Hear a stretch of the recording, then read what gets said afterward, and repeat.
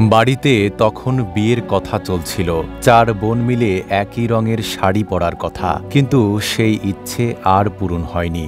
ঢাকার আকাশে উড়ে বেড়ানো এক হেলিকপ্টার থেকে ছোড়া গুলিতে 24 বছর বয়সী নাসিমার জীবন থেমে যায় সেদিনই।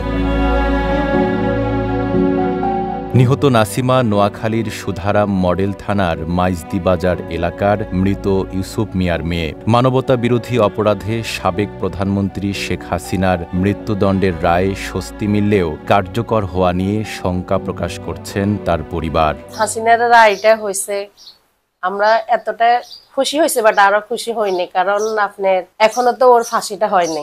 এই জন্য আমরা যে রায়টা হয়েছে ওইটা অনুভূতি হয়েছে, কিন্তু আমরা এই রায়টা আসলে চাই না, কারণ আমার বোন দুনিয়াতে থাকলে আমাদের জন্য ভালো হইতো। যে কোনো অনুষ্ঠানে যদি আসলে ওর স্মরণে ডাকে ওইখানে যাই বলবো, কথা বলবো, কিন্তু ওইখানে যে কথা বলতে পারি না, কারণ কেমন যখন নামটা যখন নাসিমা বলি তখন আসলে চোখের পানি ধরে রাখতে পারি না।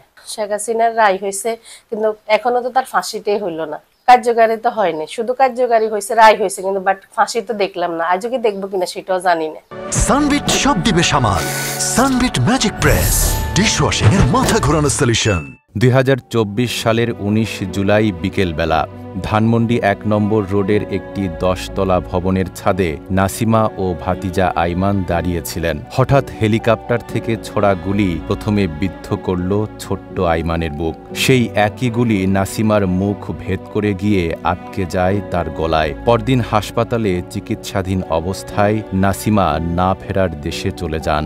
আমার বাহিউত, নাসিমা, আমার বাহির সৌডক, এরা 3 জনে উঠছে ছাদে। উঠার পরে মানে 2-3 মিনিট পরে হেলিকপ্টার থেকে গুলি আসি আমার বাহিউতের গায়ে লাগার পরে পিছনে আমার বোন নাসিমা ছিল, ওর মুখে দিয়ে এখান দিয়ে লেগে ভিতরে খাদ্যনালীর ভিতরে ঢুকে গেছে।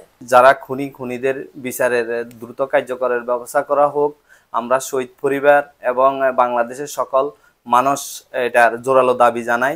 নাসিমার পরিবারে এখন অমোচনীয় শোক।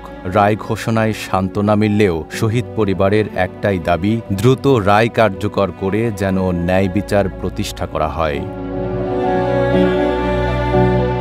নাইম আরাবী, ঢাকা পোস্ট।